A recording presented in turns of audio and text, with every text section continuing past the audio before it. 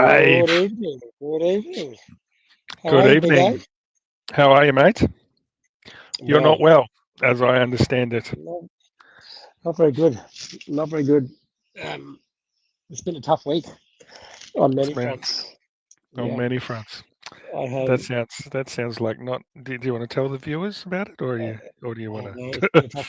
We we acquired the dreaded man flu, the dreaded winter flu. hmm That's the type of thing that we should be locking down the whole world for. I reckon. Shut schools, shut shut stores, shut cinemas, shut gyms. especially man flu, right? Oh God, yeah. Um, So yeah, I was suffering badly, but then it doesn't end there.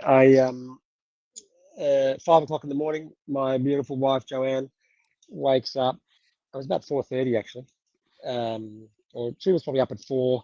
Put up with this horrible abdominal pain for about half an hour, and then woke me up and said, "Dave, something's not right." And I just went back to sleep. I was probably mumbled something, and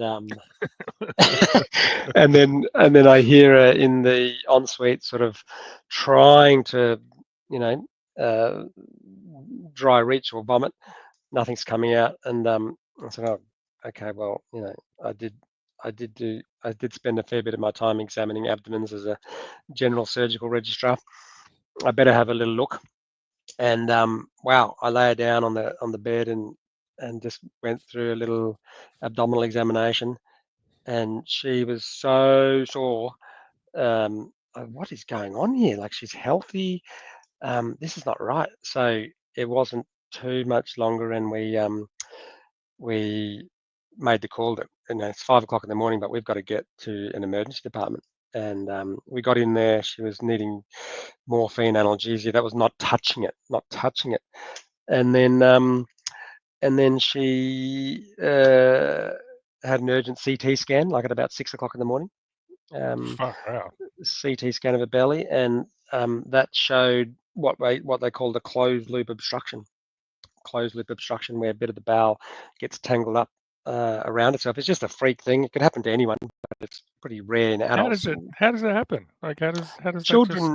Children more often, like it's a well recognized surgical problem in children, because just the anatomy in the bowel hasn't developed entirely, and it's more redundant, and it can sort of tangle up, or even what they call intercept, where the bowel swallows Hmm. itself, and that's called interception. So this is the same kind of thing, and there's just intra-abdominal little bands that everyone has. But Yeah, yeah. good old Joey, It's she's done a good crazy. job. She's actually basically thrown a little bit of a yo-yo loop, a yo-yo loop around this band, Oh, and that's great. and Was it uh, the Olympic lifting that we did the night before? nah, nah, nah, nah. No. And managed. It's just a freak thing, and managed to cause a gut ischemia. Just a freak And gut do you know, ischemia. I want to tell everyone that's listening and will listen in the future, Dave's focus was, I got a text message from Dave saying, "Hey, do you want to train on Sunday morning? Didn't go to Nungi, so I'm here, and oh yeah, Joe went to emergency surgery." And I was like, "What?" So I rang up and like, "Dave, I think that part was probably the first part of the story that you should have told." But it Oh, we was wanted good to to. see I you. wanted to It's get good to straight to see the your point. focus.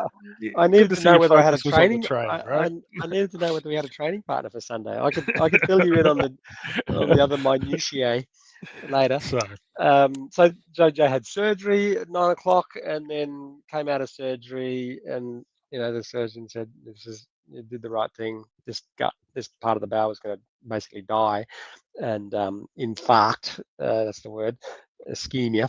And then you have to do a bowel resection, and then you have to have a bag, and all those horrible things and then try to get the bowel back together. If it can't be primarily closed at the time of surgery, you have to have a bag. What yeah, a deep functioning stoma bag.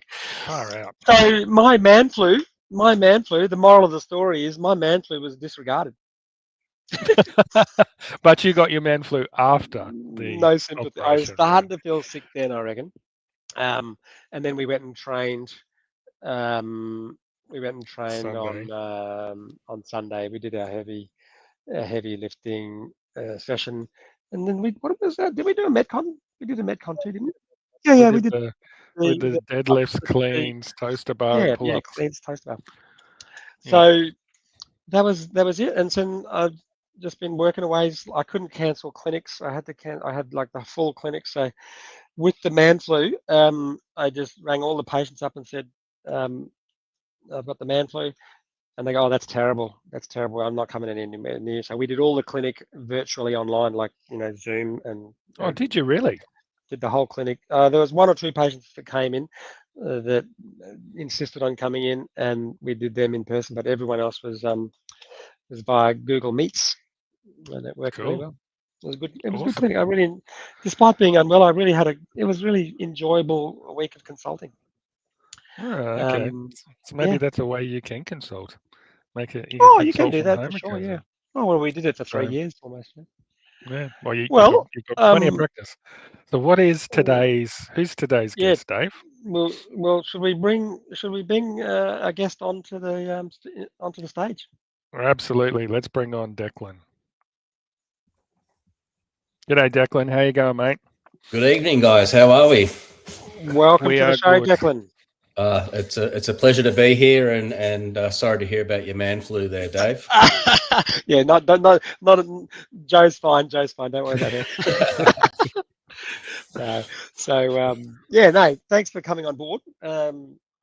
Welcome to the show. You got all the professional gear there. I see you got your studio level headset there, and Yeah, I try to look the part. I'm what is it? All the gear, no idea type of guy. So done a few podcasts before, I'd imagine.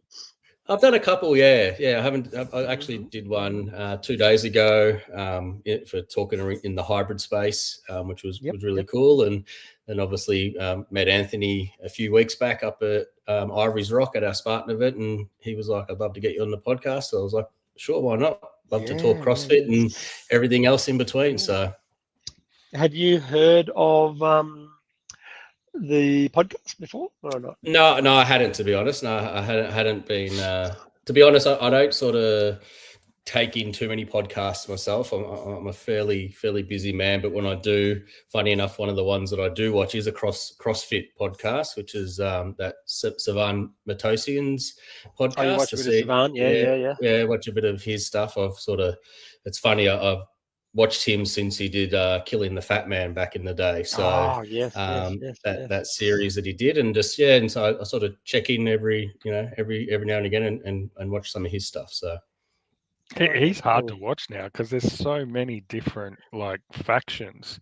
Like you've got he's taken probably 5 or so different people, and they're all under the Savan kind of grouping now. So when I look at the podcast, I'm like, which one do I actually want to listen to? Yeah, I always listen to the Castro week in review one. I think that's always the funny one for me. Yeah, I like checking them out. Review of the week in review. I was thinking. I said, Anthony, we should do a review of Savan's review of the review. That's it. Just take it to another level with our own little slant. But the camp podcast CrossFit affiliate members, obviously we're pretty heavily into the CrossFit space, and we just love talking about CrossFit and all things health and fitness. And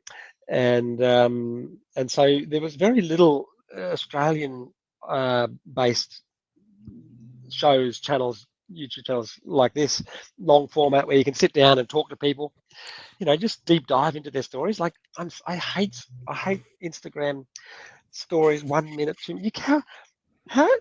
Your attention span surely has got to be longer than 90 seconds or 60 seconds. Yeah, but that's what people want these days. I think and it's funny. I'm a big long format type of guy as well. So if I'm going to watch something, I want to watch it for a good 15, sort of 20 minutes, and sort of escape the world for a little bit and get immersed in it. But it's there's definitely not enough of it down here in Australia, and I think that's something I sort of spoke with Anthony previously. That I think we've always been the sort of forgotten about land especially with a lot of the big events and sporting type of, even across, with CrossFit, even now with High Rocks and obviously DEKA, Spartan, like all these events are, there's so much on the calendar but still there's not too much media in the space that are actually covering those events. So it's like just a couple of handfuls, and so it's all done out of passion, isn't it? People are doing it out of passion. No one's getting paid to do this. And even Savan says that, like, he's the biggest media platform for CrossFit, really, and he's not even on the payroll. He's not even an employee. No, exactly right. Crazy, him and his posse. But him and his posse, yeah. What is it? Andrew Hiller. He seems to. He seems to ruffle a few feathers and stuff, which is always nice to. I like watching his content. He puts out some great stuff. Yeah. Well, if you're really passionate about the sport, you want to see it from all angles, right? And then you go to the morning chalk up, and you go to Brian Friend, and you see their angle. It's very polarized. Yeah, definitely. And then, that's what brings the viewers, that confrontation, that conflict, that what's going on. That's how you get views, by the sound of things. That's what my son keeps saying.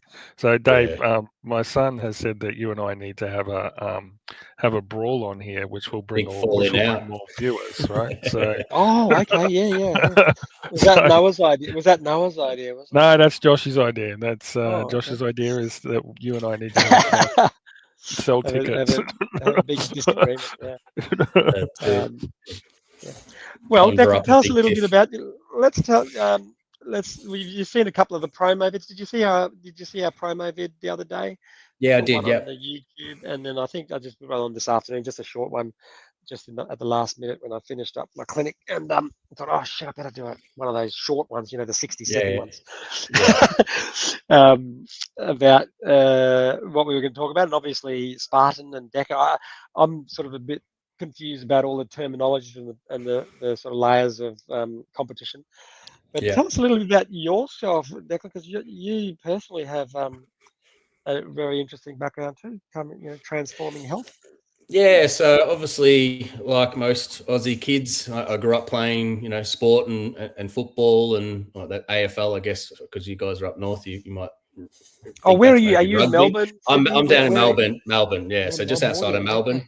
Yeah, Right. so down south. Originally, was born in Brisbane actually, and then moved down here when I was 3. So I'm a Maroons boy at heart. But yeah, so it's but yeah, my backstory is that obviously got into the workforce and did a lot of travel in my sort of early 20s, and then from there ended up actually getting into farming. So that's where the Farmer Fit name come from. Yeah, I saw that. Yeah. So when you say farming, were you like a primary producer? What did you run your own farm or work on a farm? Yeah, so I had 5 acres, and I would grow mixed crops, and I would do a weekly veggie box. And this was going back now, sort of 2015 to sort of 2018. So I did it for about 3 years, and ended up feeding roughly around about 40 to 50 families each week with a box of goodies of organic produce. And so a lot of my time, obviously I was still working full time at my day job, and then I would do that part-time weekends and after hours. And through that, I guess I convinced myself. What was your day job? So I worked in the health sector. I was a courier. So I used to go and pick up all the blood and every bits and pieces of body parts and that for testing. But yeah, and then so from there, I sort of thought, I guess I kind of maybe just taught myself that I thought I was still keeping fit because I was doing all this farm work, but realistically I'd sort of let myself go and sort of wasn't eating the best, and ended up getting up to like 100 and close to like 110 kilos in weight, and I'm only a short fellow, 171 or 2 centimeters. So you weren't vegetarian or anything silly like that? Nah, I didn't do anything like that. No, big meat eater. But yeah, just put all this weight on, and then funny enough, my old trainer, so who I'd trained with since I was 16 up until probably I was 25, I hadn't seen him for a good sort of 10 or so years, maybe even close to 15 years, and then I bumped into him walking down the street here in Flemington, here just outside of Melbourne. And at that stage, I actually had a big beard. I was growing a big, massive beard and was looking the part like a farmer. And he sort of walked past me and he's like, Declan, is that you? And I went, yeah, it is, mate. He goes, geez, you've turned into a fat prick. Like, that's what he literally, what he said to me. Because I didn't recognize you. And I sort of went, yeah, There's mate. no holding back. Yeah. And so he literally just sort of ribbed into me. And that was the type of relationship we had. And it was funny. It was the same week that we ended up having me and my wife were going through some fertility issues. And so we started to actually go down the road of seeking a specialist. And we had our first meeting with the specialist and some of the normal questions, do you smoke? I don't smoke. I actually don't drink alcohol. And then she goes, do you exercise? And I said, no, I haven't probably exercised for a good sort of 10 years or so.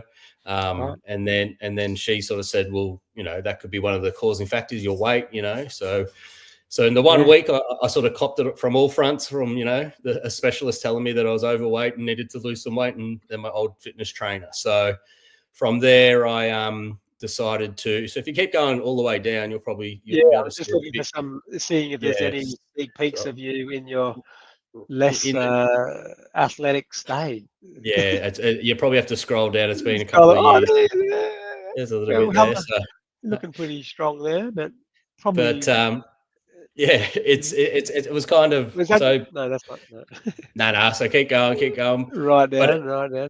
Yep. But it was kind of funny. So that trainer friend of mine, Vince, obviously owned a gym, Elite Training, and he literally just said to me on the spot, all right, tomorrow I want you here at 12 o'clock in your lunch break, and we're going to get training again. And I said, okay, mate, that sounds good. I'm all for it. And then from there, we sort of started training, and then I just stumbled across the website, bodybuilding.com, and I found a transformation challenge that they had going on at the time, which was called the 250K challenge. And it was literally whoever could have the best transformation won $100,000. And it was obviously run out of the US. And I sort of jokingly was waiting in the car park when I found the website, and I started seeing all the before and after photos, and then ended up sort of taking my phone up to Vince, the trainer, and said, hey, do you reckon you could make me look like this guy in 12 weeks? And he just scoffed and said, mate, I'd make you look twice as good as he would. And we sort of just joked about it. And then this is about probably 2 or 3 months after we'd started seeing the fertility specialist. And so we'd gone back, and then we'd done some tests, and they sort of come back and said, look, you guys might have to go down, the road of IVF. And so then that sort of hit us pretty hard, and we were like, geez, financially, I don't know if we could do that. And then again, I think serendipity or, coincidence, the challenge showed up on my feed again, and they said they were about to open up sign-ups for it. So I then went back to Vince and said, all right, mate, I'm not going to tell anyone else this, but I want to try and enter this competition, and I want you to help me. And he said, mate, if you give me 12 weeks and listen to everything I'll do or say, and you do it, then I think we've got a good chance of winning this. And I didn't tell him anything about the IVF or anything like that. That was my reasoning and my goals to do it. And then went on the journey to try and win the challenge, and was successful enough to actually take out top spot. In 12 weeks, you were able to win that. $100,000, $100,000 US. Wow, and it was it was the first time that anyone outside of the US had actually won the challenge. So it was quite an experience, and something that I obviously kickstarted my journey back into health and fitness. And then from there I ended up finding Spartan. So after I won the challenge, Vince said they don't have anything to do with Spartan, do they? The bodybuilding.com. No, nothing at all. But it was more, so it was more so around that Vince said, look, the best thing to have is always have a bit of a goal on the calendar. So why not get yourself into a Spartan race? So we put that on the calendar and started training. So that was just a random thing that your mate said, let's just do a Spartan thing. Yeah. So he just said, he goes, after you'd won this thing. Why do they call it bodybuilding 250? What's the 250? So the 250K, so there's $100,000 for both the male and female, so 200,000, and the 50K is they have 5 10K prizes off that. So it was quite an amazing 12 weeks. And they came out. They came out to your. If you click that video in the center, that's probably the second one, isn't it? Yeah, that one here. So if you scroll across, you'll probably see a bit more. That's them. That's them coming out to Melbourne. So this is them surprising me. Yeah. So they We're here waiting. Declan is working out upstairs, and his family is showing up. No one has any idea what's happening, and we're gonna inform them and then go up there and surprise them. I'm already gonna cry. That's your missus. That's my wife. Yeah. Amazing, like absolutely amazing. Sorry, I'm so emotional.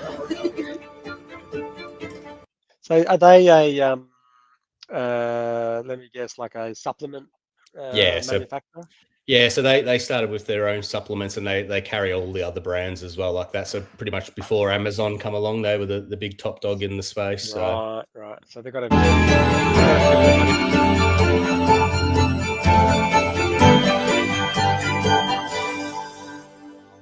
Got a swipe, Dave. Locked him up. You didn't know what's going on here. You're just doing some. I had no idea. I was stretching out, and I want to swear my head off right now. Declan McGovern, you are the 2018 bodybuilding.com 250K Transformation Challenge winner. Wow, how did that feel, mate? You just someone. It was kind of surreal. To be honest, it was one of those things when I decided to go for it. I just had a feeling that I had a real good chance at it. I knew Vince was going to be able to get me into shape. He'd worked miracles for a long time with a lot of people in the obviously bodybuilding space. That's a pretty massive transformation, though, Declan. Like to see the picture before and after, like in 12 weeks, like. You must have been absolutely hammering it. How much weight have you lost? I didn't see it before. So I went from so when I started the challenge, I was at 104 and then got down to 72 in the 12 weeks. So 104. So you lost you lost 32 kilos. Yeah, so it was in 12 weeks. So 3 kilos a week. Yeah, and it was one of those things where, and it was interesting. I was so just whatever, as I said, when Vince said whatever I had to do, I just did. And it was one of the things I remember most was I had to weigh everything. So all my food was weighed, and and at the start I was eating, like massive big plates of salads and meats and everything. And it was almost too much. I remember messaging him saying, "Hey mate, I can't eat this amount of food." Like he goes, no, I need you to get them in. Like I need you to eat this food. Like I know it's, the calories at that stage, I think were maybe 2,000 calories that I was eating, but it was all clean, no sauces and all that sort of stuff. Is that still less calories than you were eating before the challenge when you're at your worst? Yeah, so I was probably at my worst. I was probably eating maybe 3,000, 3.5, probably at some. So it was a significant calorie drop. Yeah, and I ended up obviously over that time, the 12 weeks, like it gradually would go down, and then I got down to I think the last week or so I was eating just before I did the after photo was eating, I think it was 500 calories for 2 days, and then had the big carb load the night before the photo shoot, and just sort of filled out. And it was for me it was actually a really cool experience in that sense, actually doing, I guess, something so dedicated and strict and following whatever Vince told me to do. And I remember one of the things was when I was weighing everything, I remember I was allowed to have one of the treats I was allowed to have was some peanut butter. So I was allowed to have, I think, say if it was 15 grams of peanut butter. And normally, you'd weigh out the 15 grams, and then I'd look at the spoon, and you'd normally lick the spoon and then throw it in the dishwasher. And I remember consciously going, if I lick this spoon, it's probably going to be about 18 grams. So I better not. And beforehand, the old me would have just been licking, probably had a few more spoonfuls as I was going.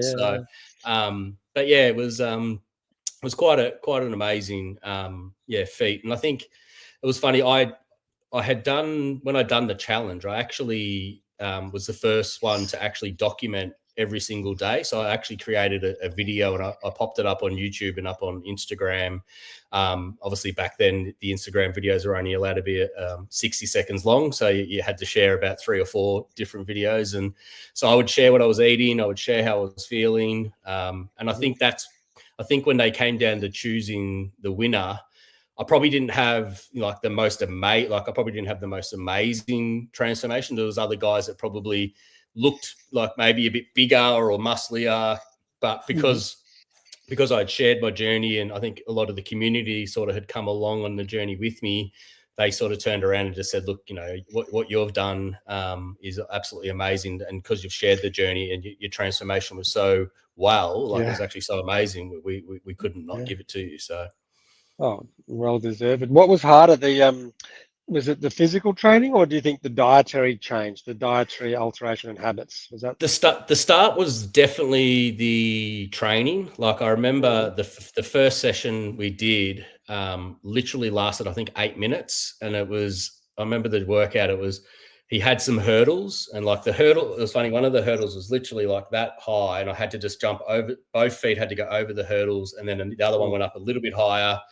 And I had to do that, and then I had to do sprints. And I remember every time I got to I just had no confidence, and I was like, I'm gonna wreck myself on these hurdles here. And the big timber hurdles, ended up doing, I think around the 3rd lap, I ended up taking a massive big chunk out of my shin because I couldn't get over it.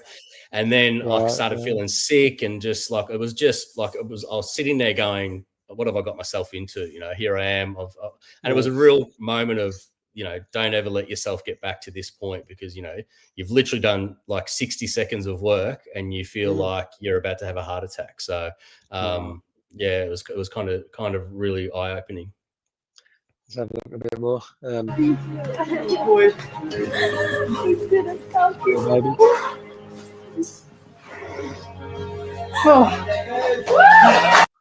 Right, folks, so this will be day 1.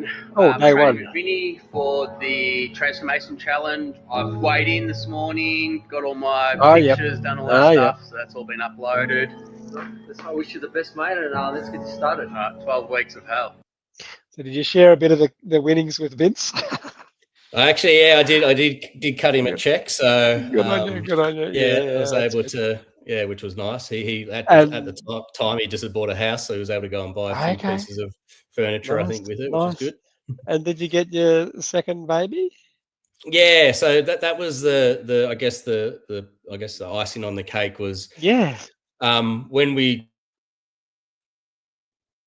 sort of further on down in the video, but the guys asked they asked. Everyone says, you know, it's going to take a lot of hard work. It's not easy. 100 grand, what are you going to spend? You know, for us, we went to the doctors, me and my wife. We've obviously got a beautiful son, River, 2 years old, but we've been trying to have another child, and we've been having miscarriage after miscarriage. For us, the money's going to go on IVF. So we're at a situation now where we've had so many miscarriages that our doctors are saying that we're probably better off going down IVF. So by winning that money, it allows us the chance to hopefully have another child, and that's pretty special. Pretty emotional there, Declan. Yeah, it sort of was. That was the moment really hit me that because I hadn't told anyone. So I hadn't told anyone my reasoning besides, you know, just wanting to get fit and healthy again. But the real driving force was that I knew that was probably going to be the only chance that we'd probably be able to go down the IVF road is if I'd won that money. And so, when they asked that question, and it was interesting because they said, like, after they cut the camera, they're like, we're normally expecting to hear you're going to buy a motorbike or you're going to go on a holiday or you're going to, like, we don't expect anyone to say we're going to have to try and, you know, bring a child into the world for IVF. So it ended up. And they probably just went, "Thank God we chose you as the winner." Yeah, exactly. It's such a real emotion, not it definitely bullshit was. material. I want a motorbike. I want another child. That's a pretty powerful message. And so, and in the end, as you asked, Dave, we did end up ended up going down the IVF route and ended up having a beautiful, healthy boy named Hendrix, who's now coming up to almost he'll be 5. He's so he's it's quite amazing, and it's funny every time, obviously on Facebook, that video sort of rolls around in my memories, and that like it just shows that, you know, how it was all worth it. Like it was literally, you know, when I get to put Hendrix in my arms, and it's quite amazing. It's so cool. That's great. That's pretty cool. And so, but it seems to.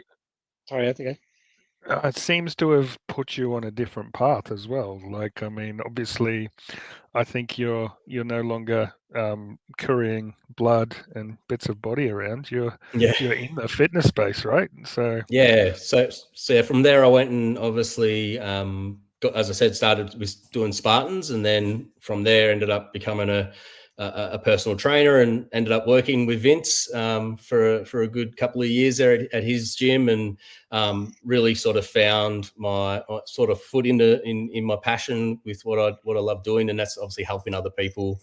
And that was the main reason why I wanted to share the journey, was because I wanted to just show that, you know, you don't have to be blessed or gifted with genetics. You know, if you put in the hard work, and anyone from any stage of their life can get up off that couch and give it a go. So, and then from there ended up, you know, sort of falling into, I guess, the job I'm in now with Spartan and running DEKA.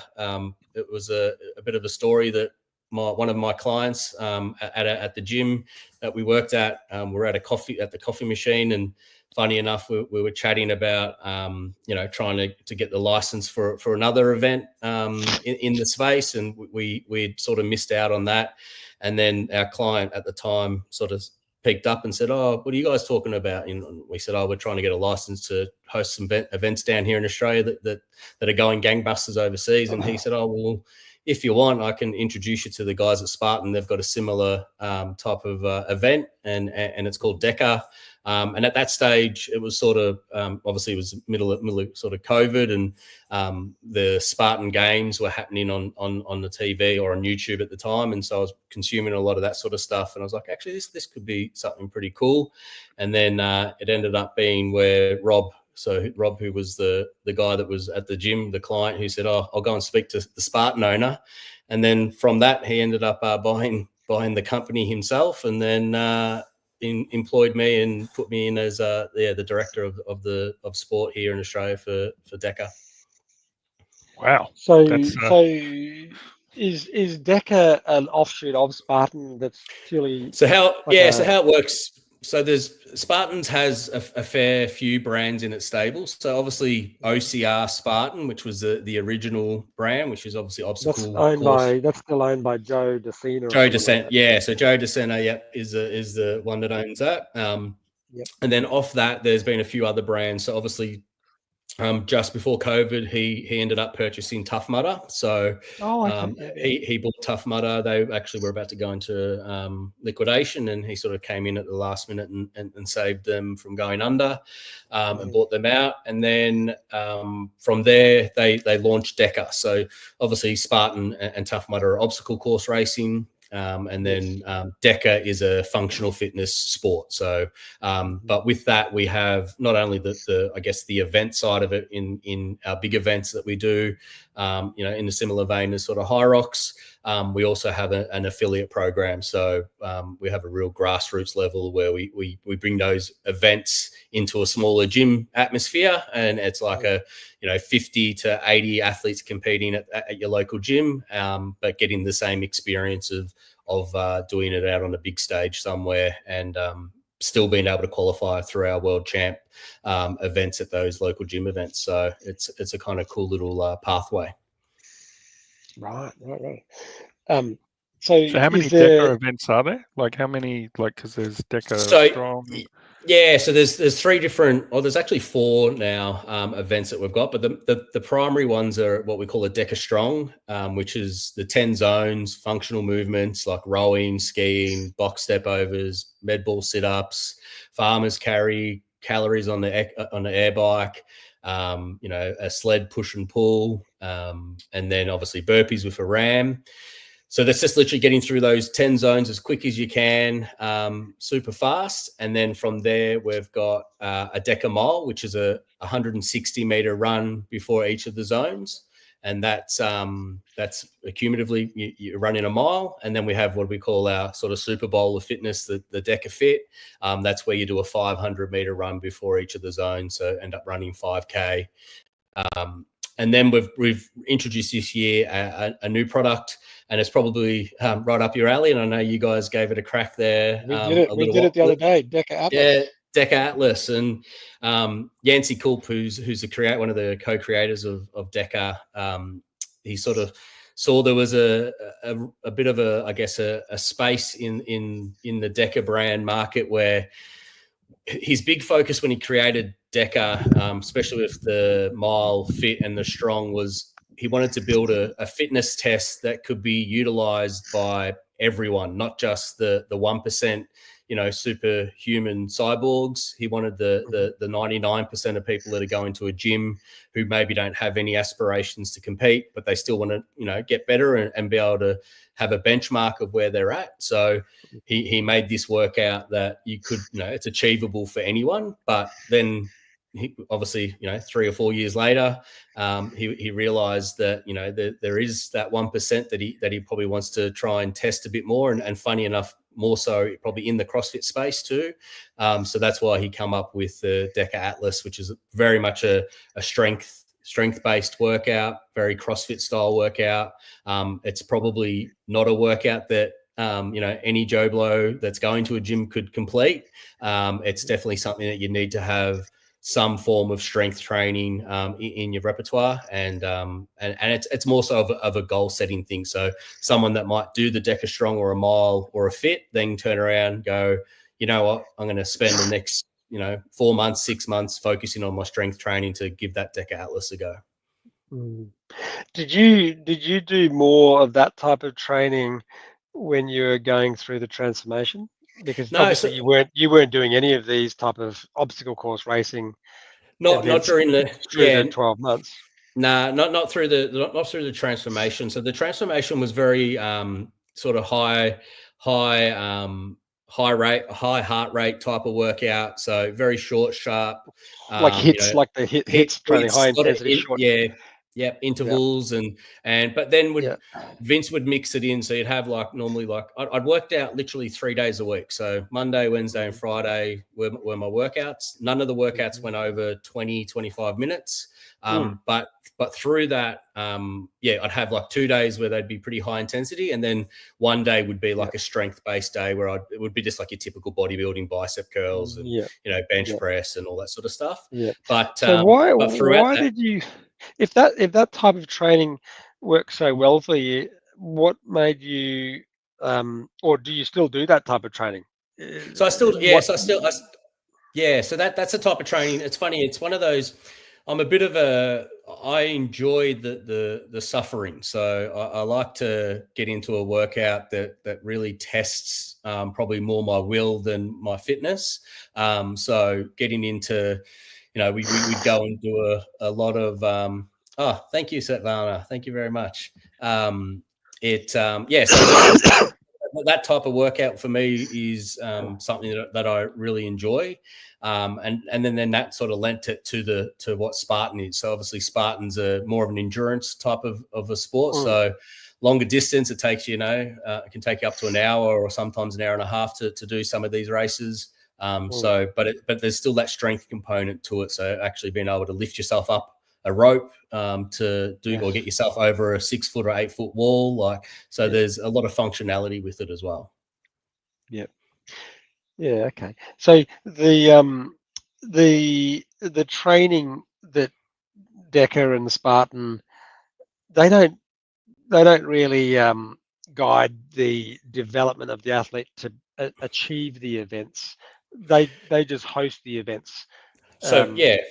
So what we do is we obviously host events, but that's where our affiliates, we really work with our affiliates to provide that training and that I guess breeding ground for maybe, and it's interesting. Our demographics are very much, we obviously have the younger generation that are right into it, but our big demographic is the 35 to sort of 50 plus age group. So those people that probably played, semi-professional sport or played sport at a high level, like AFL, rugby, netball, basketball, and then sort of got to the maybe, late 30s and decided to sort of give those away, but they're still going to the gym and training and exercising, but that competitiveness sort of dwindles away, and then they stumble upon something like DEKA, and then they realize that there's a world championship that's attached to it, and then they can start competing at a grassroots level,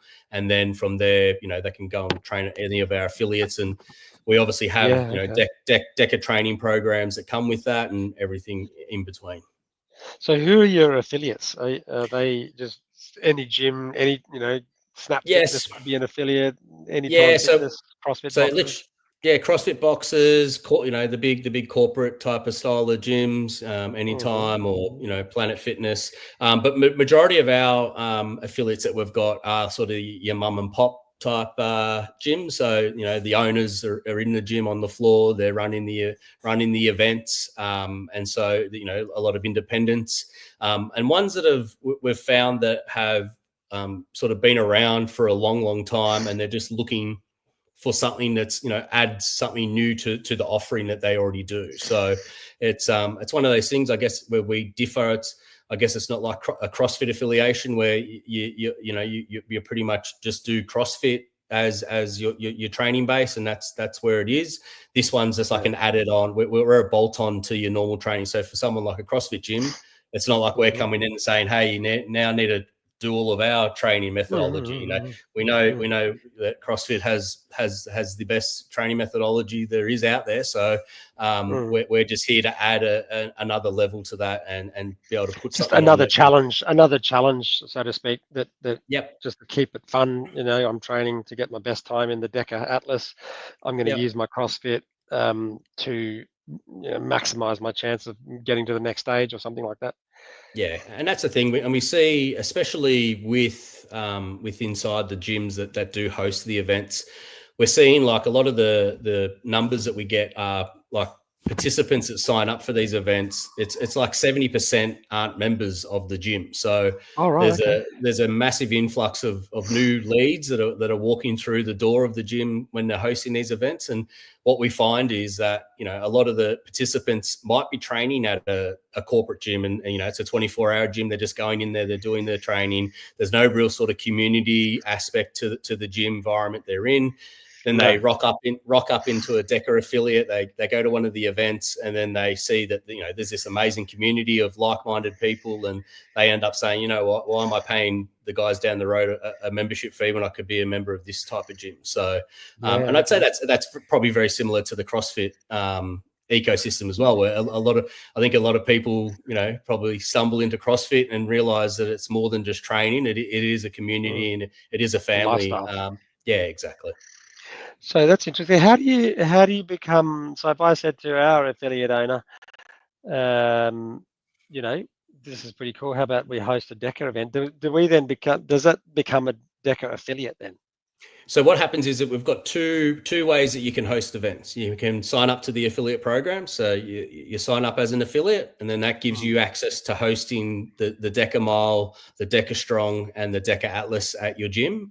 And we do a revenue share with the gym. So any ticket sales that come through from the events, the gym themselves take 60% of the ticket sales. We take 40%. So that's just our standard affiliation program. And then we have what we call a DEKA Roadshow. So for instance, you might say, I'm interested. I don't know if I want to be an affiliate yet, but I'd love to host one of the events in our gym. So we come and then run that event inside your gym as a bit of a try before you buy. And then we run the event. Obviously, it's the same event as if it was an affiliate event, except on the Monday after, you don't have to worry about packing up everything. We take everything away with us, and then we're on the road and on to the next one. But you guys might turn around and say, hey, that was awesome. The community absolutely loved it. we now want to sign up as an affiliate. So what we do is we end up that 60% that you would have got if you had been an affiliate, we end up taking that off the affiliate fee and get you signed up. Okay. And then maybe the gym gets 10 new leads or something. And that's it. And that's the whole point. Yeah. So we're seeing our stats show. But then those guys don't go and do the next DEKA. They just go and do CrossFit. Yeah, well, that's the thing, and I think it's interesting. We haven't had a CrossFit gym sign up yet. Oh, really? And wow. Yeah, okay. we're still yet to sign that first CrossFit gym up. So I'm guessing if anyone in this audience, and I think it was because it's when everyone saw just the strong and the mile and the fit. Because there was no barbell involved, I think the CrossFitters were like, oh, yeah, like, I don't know if that's well, that's exactly the same with the high rocks too. It's just like, if I want to run, I'm just going to go run a 10K once a week. I don't need to throw some pissy little wall balls in there or something. But you can feel how Declan, how Dave feels about high rocks. Well, we did it. Anthony and I did the DEKA with no idea. Like Anthony said, this is what it is, and I don't know if you saw the video. We set it up exactly to the specs as best we could, apart from the little fractionals that we had to sticky tape to the. I saw those. Yeah. We weren't going to skimp. We weren't going to skimp that 1 point. The extra 2.5 kilos. That was not happening. I love it. So we taped that, but like it just felt like a CrossFit workout. It felt like a long domain CrossFit workout for me. Yeah, some slightly new movement with the surrender lunge. We don't normally do bear crawl. For us is a scaling movement for handstand walks. So when you do 10-meter handstand walks or something, if you can't do a handstand walk, you do a bear crawl. A bear crawl. But not with 22.5 kilo dumbbells. Not with the. That was tough. That was tough. And the thrusters, we do 1 million thrusters a month. That wasn't too bad. But it's just our daily consistency of doing CrossFit functional training, whole body, heavy, light, fast, slow, long domain, short domain, constantly varied. That seems to cut the mustard to be able to have the best opportunity to achieve your best, your personal best for any of those type of challenges that get thrown your way. And we've seen Tia Claire Toomey just like eat up the high rocks athletes, James Newbury, they just do sensational. They don't even train. That's not their specialized sport. And I think that's the thing. I think it'll be interesting to see what Tia does after she obviously wraps up this year at the CrossFit Games. She's got it in the bag. She's got it in the bag already. It's it'll be interesting to see if she sort of does do that switch to high rocks and maybe take it a bit more of a serious sort of I think they're gearing themselves up to sort of obviously Proven's really big in that space now. They've sort of brought on James Kelly, who's like our sort of best high rocks athlete as one of their coaches and trainers and stuff like that. So it's obviously, and for us it's great. It just grows. It grows the I guess the hybrid and fitness space down here for everyone. So we're obviously it's a big pie, and there's plenty of space for everyone to come along and can an affiliate? I'm just thinking CrossFit boxes becoming. Can it just host a DEKA Atlas, say, for example? Yeah. So that's not all the running stuff. The strong and the mile, and exactly. So we have the DEKA Fit is an event that we run ourselves. So HQ, we run that event, but the strong and the mile are predominantly a gym run event, and then obviously the Atlas is a gym run event currently only, and it's up to the gym. So if they just want to be, so obviously for a CrossFit gym, if it's Atlas is all they want to be able to do, and then they want to put on 2 or 3 Atlas events every year and run into it, then that's great. And then there's obviously for us, it's a good way for people to get their taste, I guess, into the Spartan and DEKA world, and then hopefully they might come across and try the fit, the mile, or the strong. Do it the next day.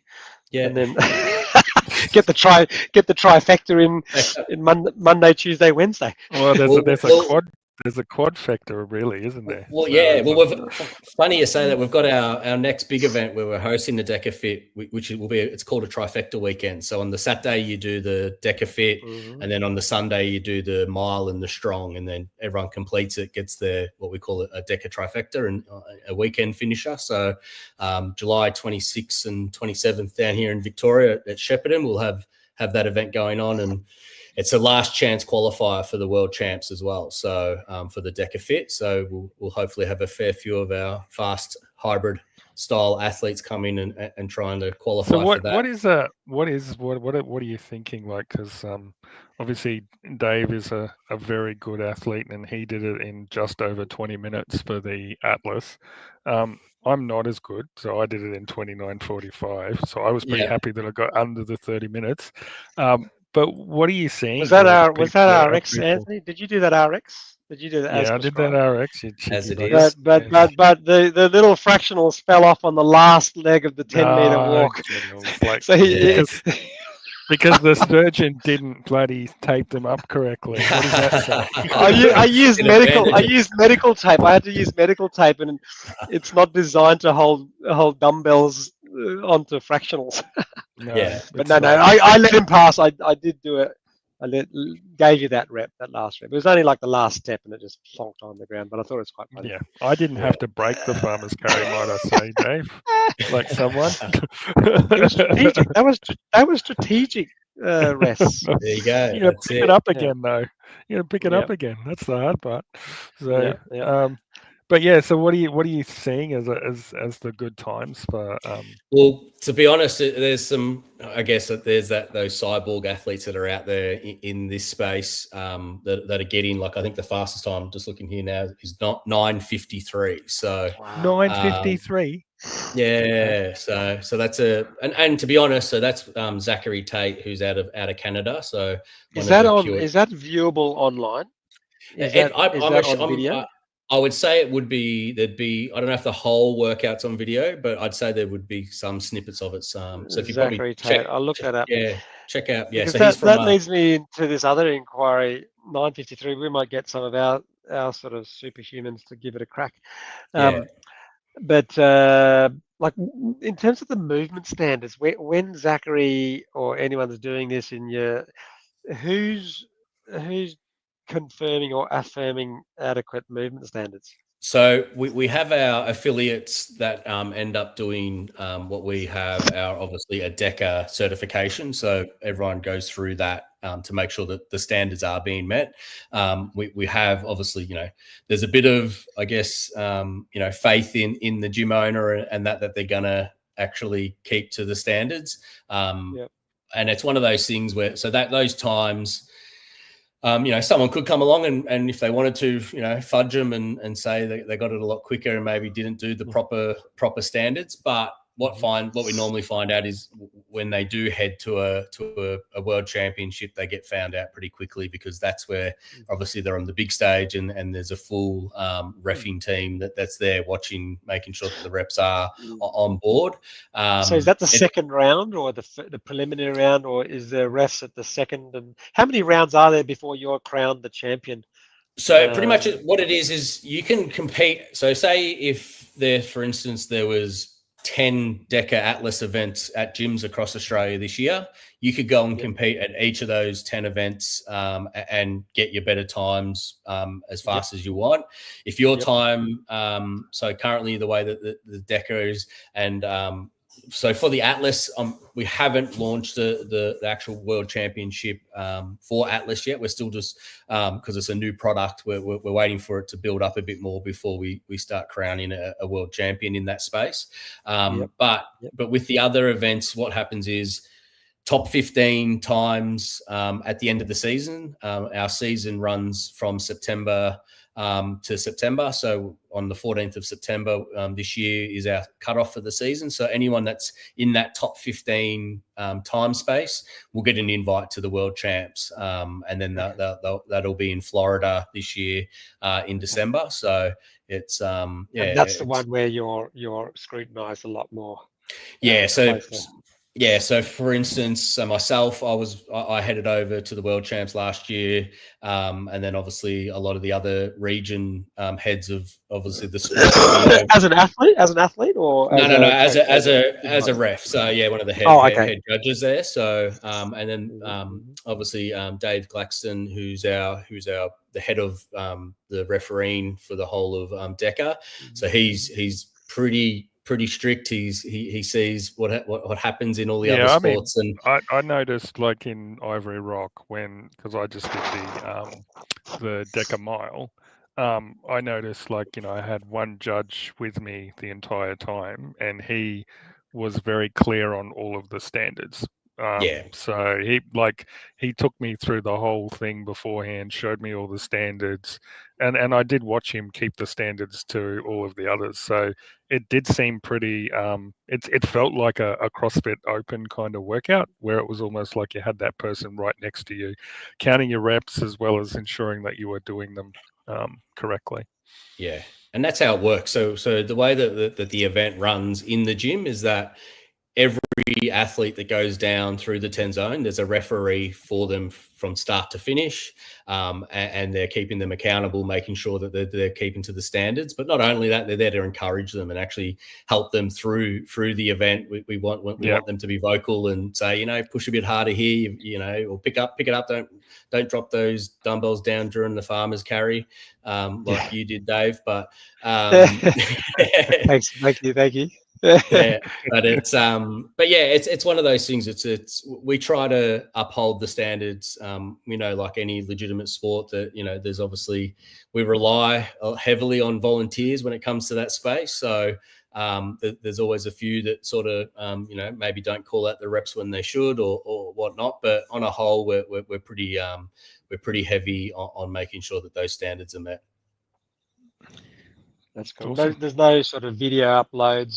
Say you want to set it up in your own Anytime Fitness and do it. Can you submit a video of your performance? Nah. They do that in the semi-finals of the CrossFit games. CrossFit, yeah. So no, all of ours are in-house. So you actually have to go to an event and be refereed. And that reason is that hopefully that when you're an affiliate owner, you want to be putting on the best event you can. So by making sure that the standards are met is high on the priority of the gym owner. And then obviously myself and a lot of our team as well, like Armando or Max or whoever it is, if there's a local event happening near them, we'll drop down into the event and say, hey, we're here for a couple of hours. We're happy to referee and make sure that those standards are being met. Obviously, every first event, myself or one of our team come to the first affiliate event that you host and walk you through it and hold your hand to make sure that it's all being done properly. CrossFit boxes would be your easiest customers. You wouldn't have to, established CrossFit boxes have run 10 opens already. They're very particular about that. It's definitely a space that I think lends itself to what we're doing. Like I know it. Like funny enough, when I was doing during the transformation challenge, I would go and train at a friend's CrossFit box from high school days. He reached out when he saw me doing the transformation and said, hey, if you ever want to come and do some CrossFit, come down. So CrossFit Calder down in Victoria, I'd go and do some workouts there with them. And like the space that you guys have a lot of the time in a CrossFit gym is the perfect venue for DEKA. Like it's you've got all the equipment that you need, and it's nice big open spaces, and it's you just have waves of people going through. Put the fastest, who you think is the fastest athlete at the front, and see if the other guys can catch him. Try. But, 9:53 though, that's an incredible time. I think that's like a minute per station, less than a minute per station.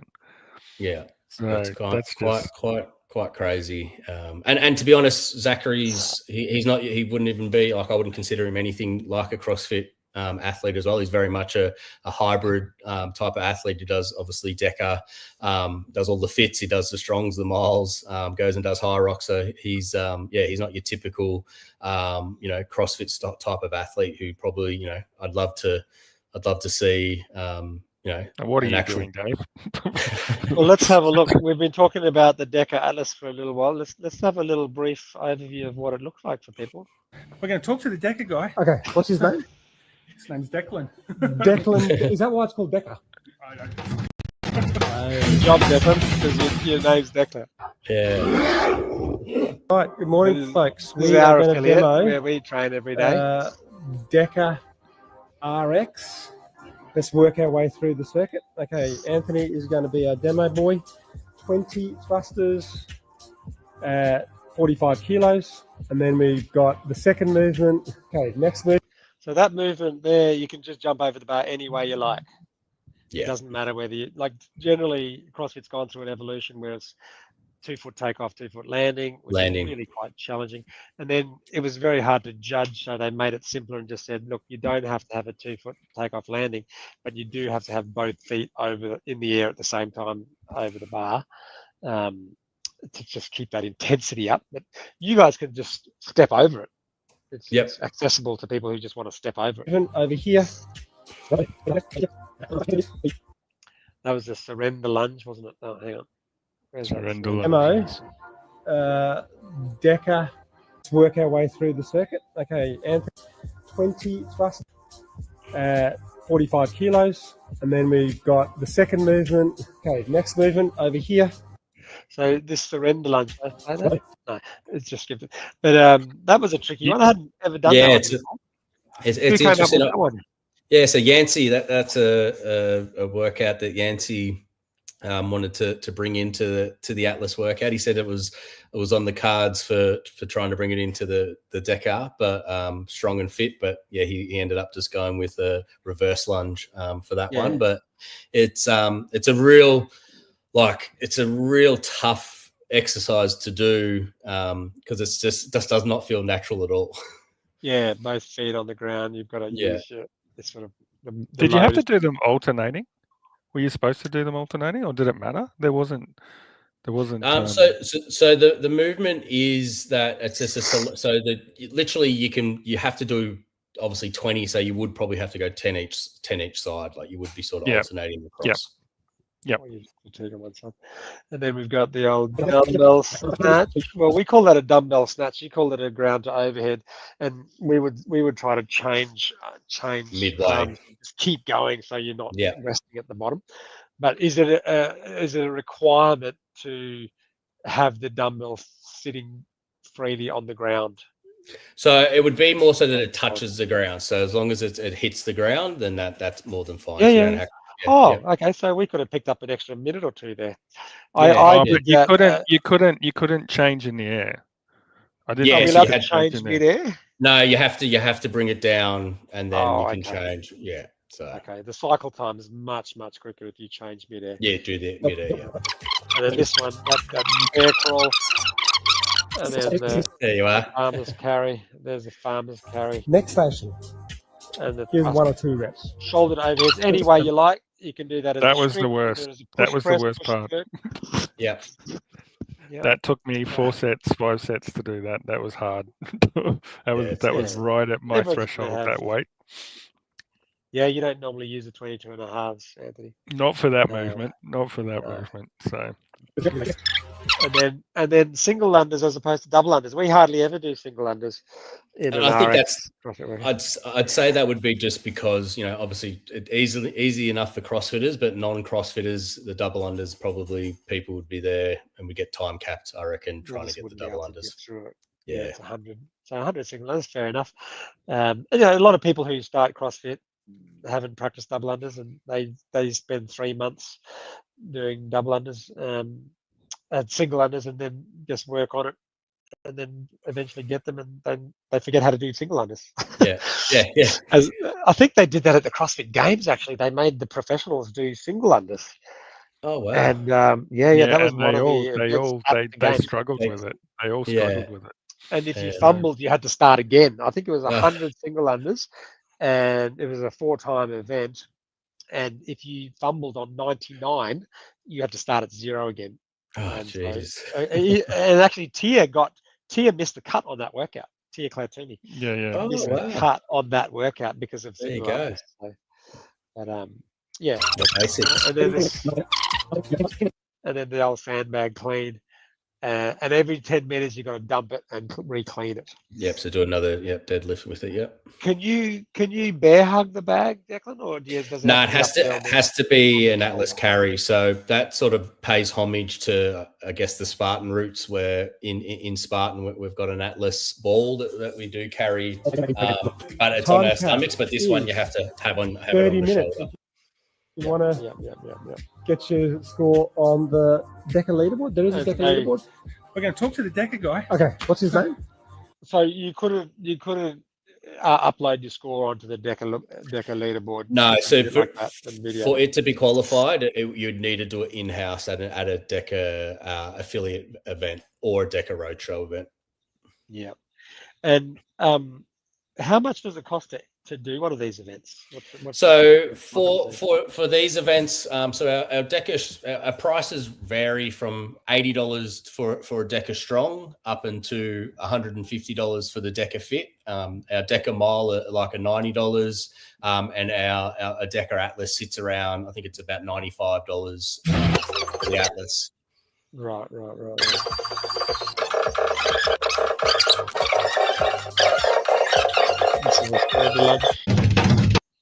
Right. Okay. Cool. But you get you get the shirt, the medal, the workout, so you get a T-shirt, a nice DEKA medal. I'm sure I've got one of them here. I can show what they look like. I think obviously Anthony earned his DEKA Mile one at Ivory's Rock, but that's one of the medals that you get there. So I want to get my DEKA Atlas one, Declan. I'm waiting for it. And you don't get a medal unless you do it under 30 minutes, right? Nah, it's one of those things. As long as you show up and give it a crack, we give you the medal, but you just don't get your time. Obviously, doesn't get loaded up onto the leaderboard with you get time cap. So. So you get the medal. No medal, Declan. No medal. If you don't do it, you don't get the medal. It's one of those things we, like we say, we want to allow everyone to feel that experience of getting a medal around their neck. So, but definitely, it's one of those things where we do have obviously an affiliate down in Victoria hosting a DEKA Atlas coming up in October. So October, I think it was 4th. So for anyone that's down in Victoria or anyone that wants to come from interstate, Berwick Fitness Factory will be hosting the DEKA Atlas, which will be the first one here on Australian soil. So it's yes, I can confirm the judge we had was amazing. So professional, encouraging. So the affiliate up there in Queensland, Michael from BioHealth Fitness, like the team that he had. So the two judges that he had on the day were two clients of his that have both gone and competed at DEKA, and they've done a couple of our events so far. And it's one of those things we see a lot of the refereeing coming from the community, so people that actually participate in the event and competitions, and so it makes it a lot more. We're not just having some guy that's just put their hand up and said, "Oh, I'll have a go at refereeing and seeing how it goes." It is coming within the community. Yeah, that's very cool. So, have you done the DEKA Atlas, Declan? I haven't done the Atlas yet. It's something that's on my book, so I'll be able to give it a crack here at this affiliate event up in Berwick here in October. So that'll be my first time giving it a crack. But I funny enough, I haven't had a barbell in my hand for a while, so I might need to start getting my thrusters going again. You know what? That was one of the hardest things, because obviously Dave didn't have the problem because he could just do 20 thrusters off the back. But having to put the barbell down nicely was like. Was so annoying, because it's like, you know what, I just want to drop it. But I saw the rules, and the rules are you cannot drop any equipment, so it's all got to be. Well, you've got to accommodate being in an Anytime Fitness shopping center or something, right? Yeah, and I think it's also just a safety aspect for maybe a gym that isn't a CrossFit gym that maybe does these events and they're not used to barbells flying around from a height so high, and and so we just want to sort of make it a bit more safer for those type of events. if we I think when I have some, because I know there's a few guys in the gym that are interested in doing it, and I'll have much satisfaction of no repping them if they drop the barbell, drop Well, the that's thing. Be like, no rep, you can't do that, you're not allowed to drop it. So I reckon it'll be almost like Tia with the 100 single unders. You know, I think a lot of guys will probably, if they're so used to it, it's probably just the clang nature. and bang is why we love those barbell cycling workouts. Like when you've got the whole gym and you're all lined up, you know, a bit like that picture I showed before, you know, and everyone's just giving it their all, and you know the barbell's hitting the ground. It's just got this primal effect on your brain that just drives these hormones, these endogenous good hormones that just create health. You know. Yeah, definitely. But so we're going to get you into CrossFit, Declan, to be able to train for this event. Well, that's it. I might have to try and sign up our first CrossFit gym down here in Victoria, so I can start training for it, and then and get it happening. So if there's any Victorian CrossFit gyms that want to help Declan out, he needs a local gym. There wouldn't be one far from you. Australia's littered. We've got, I think in where I'm in, we've got about, I think there's maybe 2 or 3 CrossFit gyms in the area, and then as I said, CrossFit Calder, which is only sort of 15 or 20 k's down the road from me. So I could probably drop in and see those guys and get them to train me out. Are you doing your own HIIT stuff now, or so I do still a little bit of HIIT stuff. I do like to, obviously enjoy the endurance side of things as well. So getting out and hitting the trails and running and stuff like that. Funny enough, before getting into DEKA, I was doing powerlifting. So so I was doing a lot of that, and then ended up tearing my biceps. So I ended up having to obviously rehab that, and so I'm literally sort of picked up a barbell, as I said, not for a long time, but I was doing bench there, maybe started back about 3 months ago, so slowly building the strength back up again. But so I'm looking forward to giving the Atlas a go, and because obviously strength was my strong point. Yep. And that's the thing, is we kind of have this approach in the CrossFit methodology, or really good CrossFit athletes. You work on what you're bad at. Okay, so if you hate running, you work on your running. If you love your heavy barbells and your strength, well, you don't need to spend as much time on that, because you've already got that in the bag. You need to work on your gymnastics. And by that, work on that until your weakness becomes your strength, and then now go to your new weakness. And that's how you develop this global fitness ability to claim the title of the fittest on earth. Because you don't want to have a hole. You don't want to be shitty at running, and you don't want to be shitty at the barbell. You don't want to be shitty at doing pull-ups or muscle-ups and things. So that's in terms of health, I reflect that back to medicine and go, well, I don't want to. I want good eyes. I want good lungs. I want good liver, pancreas, bowel, kidneys. I don't want to have a fantastic set of lungs and a shitty set of kidneys. Like that doesn't make any sense, right? So it parlays into the general concept of what health is, which is, from a scientific point of view, is why I thought, well, this type of CrossFit training, because I used to do running. I was just a runner for many years, just did running. And I struggled to lift my garage door up. But then when I started doing CrossFit, I thought, suddenly they said there's a running comp. Okay, I'll do a running comp. And then they said, let's go surfing, or let's go climbing, or and you're okay at everything. Just well rounded. Sensible. And that's what I liked about the Atlas side of it. But it was good fun. I enjoyed Atlas. It was really good fun. It was a good challenge.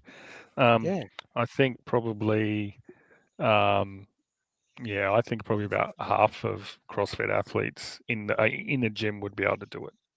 I don't think I don't think everyone would be able to do it. Yeah, but I think because those weights are right at the RX weight, so the time. I think anyone who does RX workouts, half the time. Could do it, absolutely. Be able to do it. and get the name on the leaderboard. Yeah. So well, that's it. a challenge. That's out to all the CrossFitters. Let's get this event done. Let's take over DEKA. That's it. Exactly one more topic of discussion, Declan, if you're okay. You got time? No, I've got time. What time is it down there in Melbourne? Is it 8:15? So I think it's the same with you guys. Same here. Anthony, you should go 1 hour behind. No, I think that's misinformation. I think that's during the summer months. I think we end up being an hour behind or something. Yeah. Oh, daylight saving. Yeah. So you mentioned that Spartan Joe DeCina bought Tough Mudder. Yep. So why do you think they go broke? Why did Tough Mudder go broke? There's a few other events. I think, personally, I think High Rocks has got a fairly limited time frame of that's my own personal opinion. It'll hang around for a little while, but then it'll start to dwindle as you saturate people. Oh yeah, I've done the High Rocks, I've done it twice. As it comes back around, does the global circuit, comes back to Brisbane, it's going to not get that sort of take up. That it doesn't make a good business model sense. Yeah. What's going on there? So I think with obviously with Tough Mudder, to be honest, I'm not too sure of the ins and outs of why it didn't work. But just from the outside looking in, I think there was I guess it's interesting because I think brand wise, Tough Mudder has a stronger presence than Spartan. So especially here in Australia, it's very much, if we were to ask 10 people, do you know what Spartan is? You'd probably get maybe 3 or 4 that go, yeah, I think I've heard of that. It's that crazy event where people run around and you have to do burpees and this and that. And then if you say, oh, have you heard of Tough Mudder? They're like, oh yeah, that's the one we get to run around in the mud and it's all fun and exciting. Yeah. So they had really good brand awareness, but I just think what was happening was the business model was not the right model for them. They just weren't, I think, they were putting money into the wrong areas rather than trying to, grow the business and having more events. That was it was sort of kept it, I guess, trying to find that balance between, because there's a competition element to Tough Mudder, and then there's just the corporate fun day out with your mates, get through it. It's a bit of a challenge, a group. And like you said earlier at the start of the interview, working as a team and getting through some hard stuff. Where I guess on the Spartan side of things it's more of a sport. So there's actually a competitive component to it. Plus there's the fun element of where you can just rock up and go through an open wave and have fun with your mates. I think that's that side of it is that's worked well up until this point. And then it was interesting when Tough Mudder did fold or came close to folding. It was literally I think it was the 11th hour that Joe ended up coming in and actually saving it from going under. And it was and I think originally I think Joe's reasoning to actually do it was I just think he just didn't want to see his biggest rival not be in the space anymore, because it used to be a really really big and great rivalry between Spartan and Tough Mudder. I remember Joe Tough Mudder would send one of the airplanes over each of the Spartan events and said, if you really want to do a real obstacle course, come and do a Tough Mudder. And so there was a real good sort of rivalry between the two. And then I think Joe just said, and I think also for Joe it was a bit of a play of, these guys have a big audience. There's probably a big database of people that probably haven't done Spartan yet, so I'll be able to sort of tap into them, and that's where it's gone. But it's interesting since Spartan's taken it over, it's revived it again. Joe's pumped a lot of obviously resources and time and money into it. And funny enough, Australia's actually, so Melbourne's got the world record for the most participants at a single event. So we've had. So we're obviously bringing it, and we're hosting it down in back in Melbourne for the first time since obviously COVID, and since it's been been off the books here down in Victoria. So early or late January, early February, we'll have a Tough Mudder event here in Melbourne, and then our next Tough Mudder event's actually coming up in September. So the 6th and 7th up in the Hunter Valley in New South Wales. So it's pretty exciting. It's been there before. I think that was the first one I did up in. Yeah, that was the very first Tough Mudder I did. I enjoyed that, and then I did a second one, just because there was a bit of a group of people at the Globe. This is before I started CrossFit, and I didn't really enjoy the second one, and I wouldn't even dream of doing a third one. Third one, yeah. That's the thing. Like I've done it twice. You know, it was fun with your mates, but I would not. You'd have to twist my arm, or I'd have to lose a bet or something.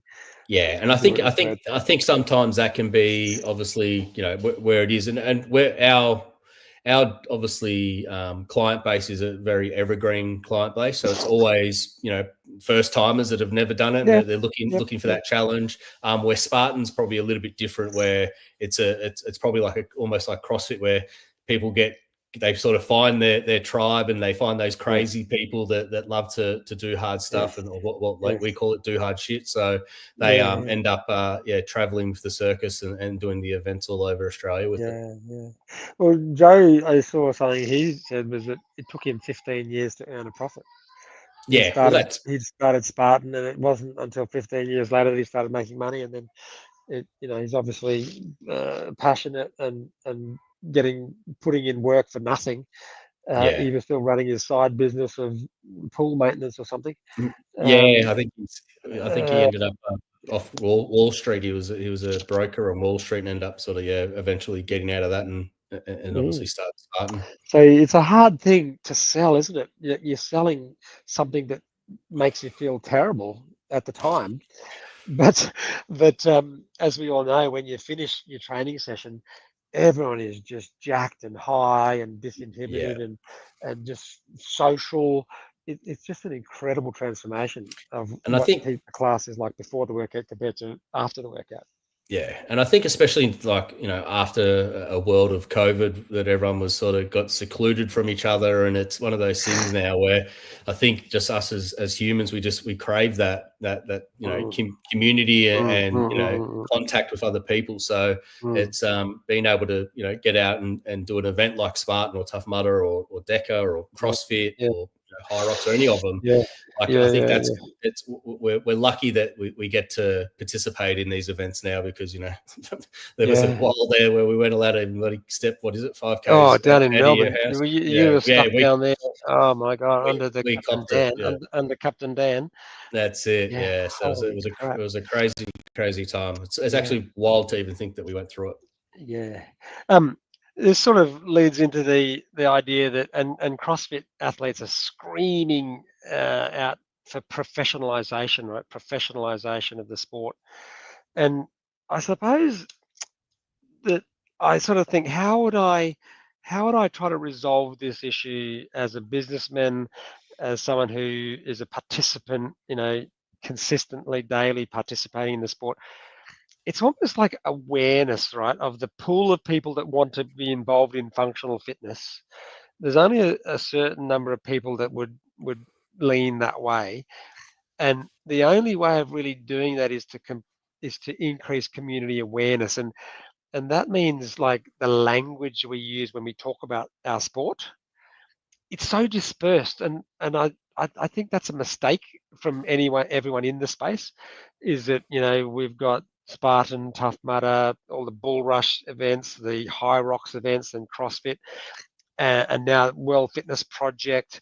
You know, these are all these things that they're all tapping into this same group of people, but we're not using the same language, and therefore you're not actually expanding the pie. The pie is staying the same because it's only this. It's not enlarging the pie, and so therefore you can never take it to that next economy of scale of professionalizing, because that's really what professionalization means, that more people know about it, which means more money's in the economy. You know, I was at the CrossFit Games, right, the host city in Madison in Wisconsin, watching the 2018 CrossFit Games. I jumped in an Uber, and he goes, "Hey, what are you here for?" I said, "I'm here to watch the CrossFit Games." And he goes, "What's that?" He didn't know in his own town, and this was a fairly small town, Wisconsin, Madison. Yeah. And the massive this stadium, and they've got flags on the road and CrossFit games out welcoming. This taxi driver hadn't heard of the CrossFit games. Yeah. So that's bizarre, right? And there's no other sport like tennis, golf. Have you heard of tennis? Yeah, I've heard of tennis. You heard of golf? You heard of soccer? You heard of rugby? Of course they've heard it. That's why it's a professional sport. Yeah, and we can't professionalize the sport if we don't all start using similar language for what we're doing. We're doing Spartan CrossFit, or I'm doing CrossFit games, or I'm doing CrossFit Open, or I'm doing High Rocks versions of CrossFit. You got to pick a name, right? You got to pick a name and say this is what we're doing. Whether we call it functional training, that's the only way that we're going to actually make the pie larger with more people in it, right? Yeah, exactly. You've got but I think you've also got lots of different filters that come through. Like the person that will do Spartan is not necessarily going to be automatically a CrossFitter, but potentially they can filter into CrossFit through going, okay, you want to train for Spartan? Well, a good way to train for Spartan is to do a CrossFit, to go to a CrossFit gym. And then you start to do and then you go the other way as well, because the CrossFit athlete goes, I do the Open, but I want to do more things. What else is there? Oh, there's a DEKA challenge. There's a Spartan race. There's a thing. So you kind of get this kind of cross pollination if you can build out. So instead of and that's operating symbiotically rather than being in a situation where you're thinking you're competing against each other. No, we're not competing. We're all flavors. We're all flavors of the same thing. Yeah, exactly. Like we're all chocolate, say for example, but there's peppermint chocolate, there's hazelnut chocolate, there's dark chocolate, there's dairy chocolate. It's all chocolate, right? But everyone knows what chocolate is.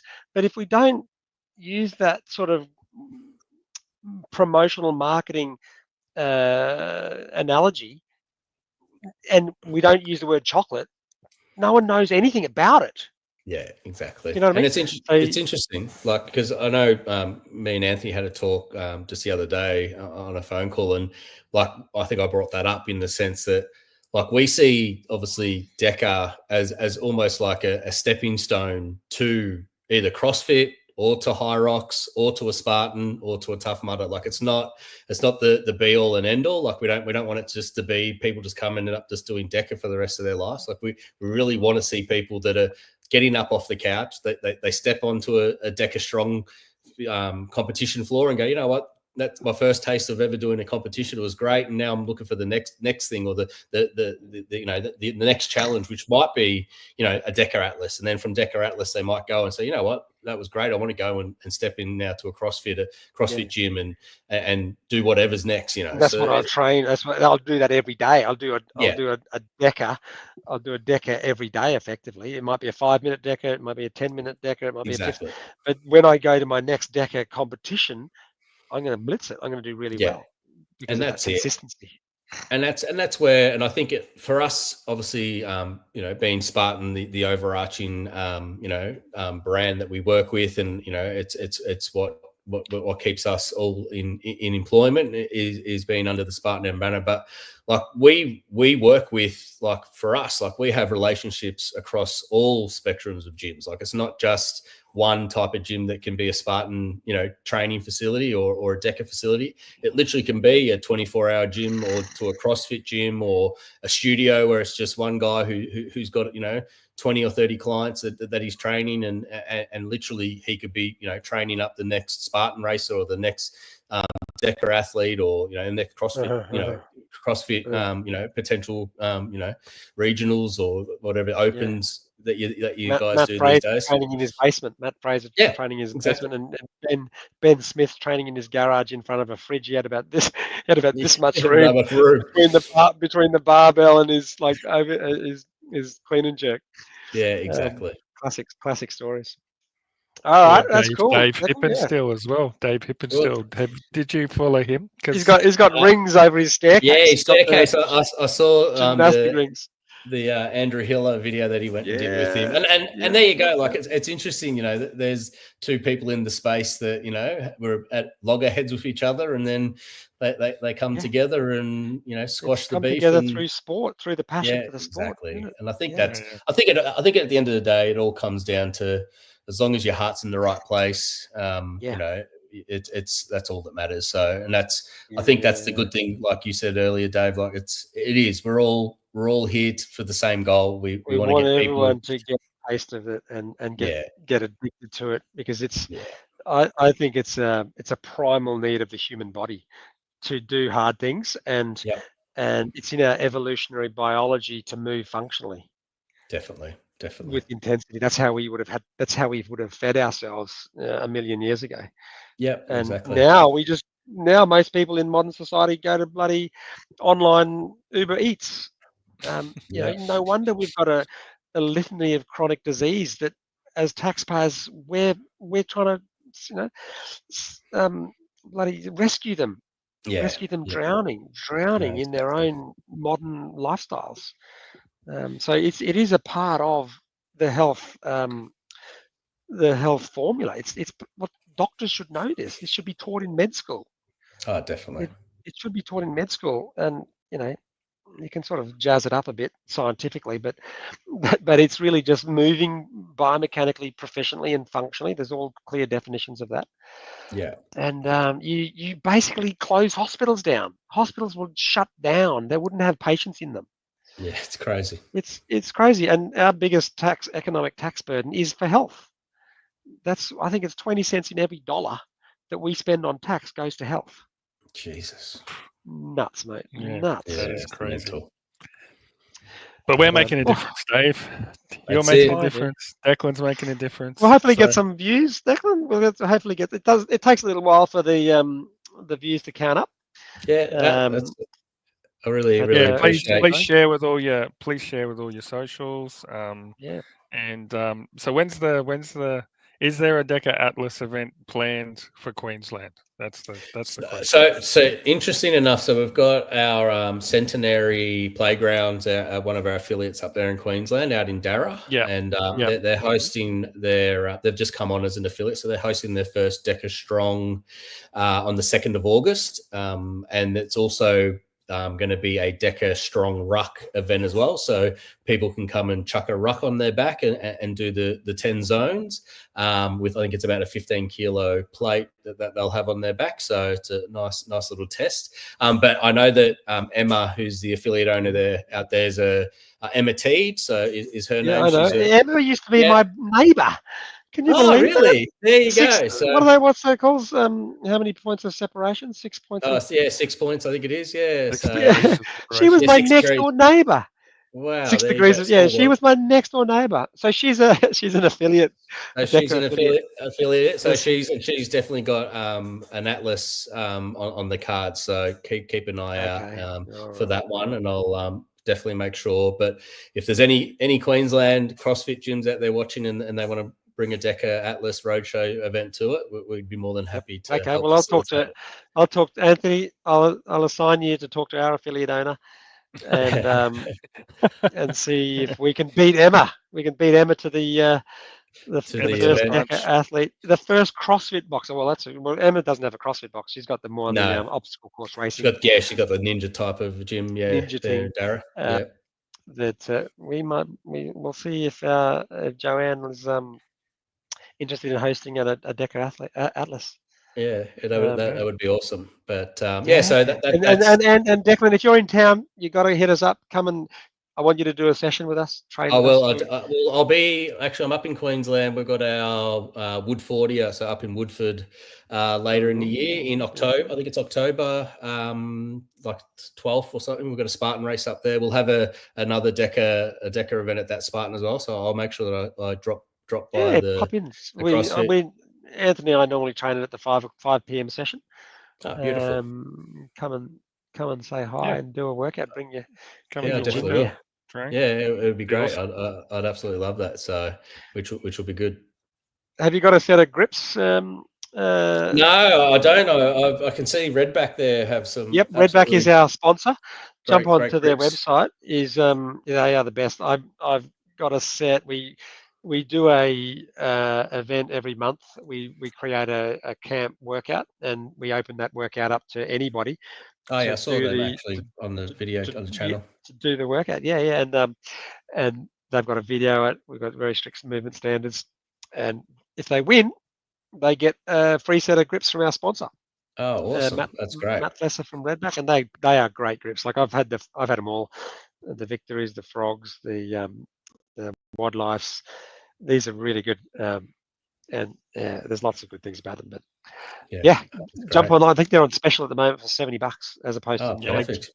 The Frogs, bargain. the Frogs are 100, I think. So. Yeah, 100. Are the Frogs 90 now? Okay, yeah, something like that. Yeah, there you go. Yeah, that's that's great. But get the Redback ones. I'll give you listeners, if anyone does want to come and do a Spartan or a DEKA event. I've set up a what is the code? DEKA Camp 10. So anyone that wants to come and do a Spartan event can get 10% off the next race. So DEKA Camp 10 is a discount code. There you go. Awesome. Thanks for that, Declan. That's awesome. No worries at all. We'll hopefully see a few more CrossFitters out on the Spartan course. On the DEKA if I'm not doing anything that weekend, I might pop out to Emma. 2nd of August. That's a Saturday or Sunday or what? I'm pretty sure it's the Saturday, the 2nd of August. So yeah, definitely. That's the strong. That's the camp. Strong. That's the DEKA strong. No running. You got to lug the sandbag around, and then you do 10 stations. So you do, it's either you can do it without the ruck or you can do it with a ruck. So the both options are there. If you do it, Dave, you need to have the ruck, and you probably need to have 30 kilos just to make it. Just to make it. That's like a different RX or. Yeah. So it's just exactly. Just a Dave special. Right. You get a different medal for that, like the one that says "sucked in" on it. That's it. Okay, Declan. I don't know. I've run out of questions for you, mate. Just so lovely to hear your story, and it was really touching. And that you're still in the space and passionate about it after that too. Yeah, it's and I appreciate you obviously giving me the platform to come and chat with you guys. And as I said, I'm a big fan of what CrossFit does, and obviously it has a great community behind it. And we're all, as I said, trying to do the one thing of getting people moving and being healthy. So being able to get on here and talk about that, it's been great. Yeah, awesome, Declan. Ripper Dipper. Have a good night, eh? Awesome, guys. Thanks so much. No worries. Have a great night. Bye. Okay. That was a fantastic chat with our Declan. What a great guy. I really like him. I like his attitude. I like all aspects about what they're trying to achieve there. Getting more people involved in functional training. Absolutely.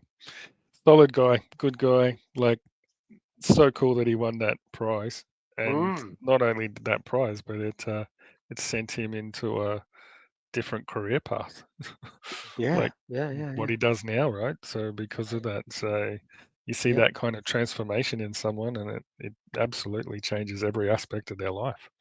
So pretty cool, very cool. It's got a couple of interesting little business model tweaks that are unique with the the affiliates and the 60-40% split, and that's pretty good. That's not a bad split, because and then they bring the equipment too. So if you don't have the equipment, they bring the what do you call them? The tanks, which is a very expensive piece of the equipment. roadshow thing, and then the mutual benefit that people attending your facility may just go, oh, this is pretty cool. I like this, and I live nearby. I think I'll do my further training here. Yeah. I like it's a good carrot. It's a good carrot to bring in. So lots of upsides, I think, with connections with people like that. So we'll have we have once again extended the podcast to crazy minutes, 1 hour and 38 minutes. I don't know how it goes so long. I said to Joey, we'll probably only go for an hour or so tonight. It'll, how much time can you spend talking about obstacle course racing and tough muddery type stuff? And wow, it always happens that way, doesn't it? I don't think we've done one under 1 hour 30. No, we haven't. So you got good guests. They've got good stories. Everyone's got a story, man. So well, thanks for finding him. And we didn't even get to ask him the challenge, the questions. no, we didn't. We should have done that. We've got to get that back. We've got to get that back for our next guest. So we'll have to. But they we'll just so many interesting things to talk about. There's too many interesting questions when you deep dive into it. Absolutely. All right, so, man. You're sick, and you need to get better. We'll work on our next podcast for 2 weeks' time. Wednesday, 2 weeks' time, 7 p.m. Wednesday, 2 weeks, same time, same bat channel. We are going to look. I'm going to look at putting us out on other channels, not just YouTube, man.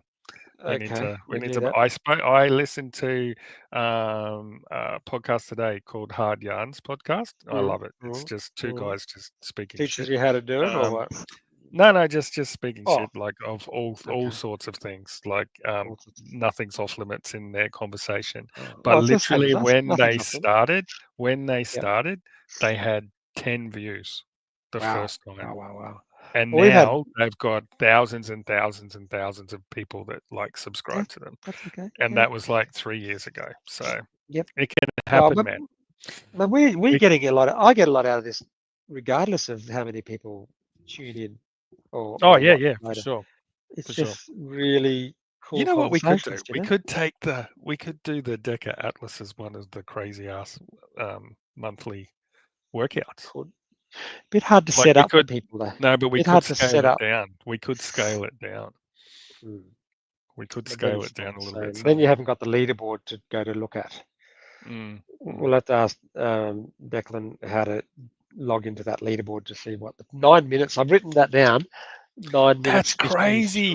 But I'm going to look that guy up. I'm going to look Zachary Tate up, and I want to see that that's legit if I can. Like that seems crazy. To be able to do a station every minute. A minute. That's a minute a station, including the bar, including that bloody bear crawl. Yes. Like I don't know. I'm going to look that up. I don't. That's. We'll check it out. Sorry, Zachary, if you're listening. We're just skeptical. We're going to go Andrew Hiller on your ass. So don't worry. Yeah. Okay, and we're going to get Bailey Martin on the show next fortnight. Yeah, that's the plan. We're going to get Bailey. We're going to get him to talk about his wonderful nutritional diet. maybe Rich Froning. Oh, yeah, get Rich. Andrew Hiller. Know Rich, don't you, Dave? You know Rich. Yeah, and Rich sent me a birthday message. All right, so you're in personal. 50. Yeah, you're in personal things with him. Should be able to get him. The one of the guys that I could get on from the Savan show is the Jenny from the Dense Updates. Oh, really? Yeah, she said she would come on the show. That would be cool. That would be cool. Do you want me to ask her? Well, we can get and we've got a new segment of. I haven't told you this. Have I told you this? I thought we would do some short segment interviews. Like, you know how this has gone for an hour and a half? Yes. We could do multiple short interviews, just short little stories of people's... Around the grounds kind of thing. Yeah, around the grounds. It doesn't have to be from our affiliate, but if we just find an interesting story from somewhere, get in contact with them. 10 minutes, tell us your story, move on. Let's have another story. That'd be like little chapters. Yeah. I like that. That would be cool for us to as hosts to keep it on point with the really juicy bits of their story. Yes, I think so. Yeah. That's good. Okay, we'll do that. All right, man. Ciao. Well, see you, mate. Bye. Thanks, mate. Thank you. Bye.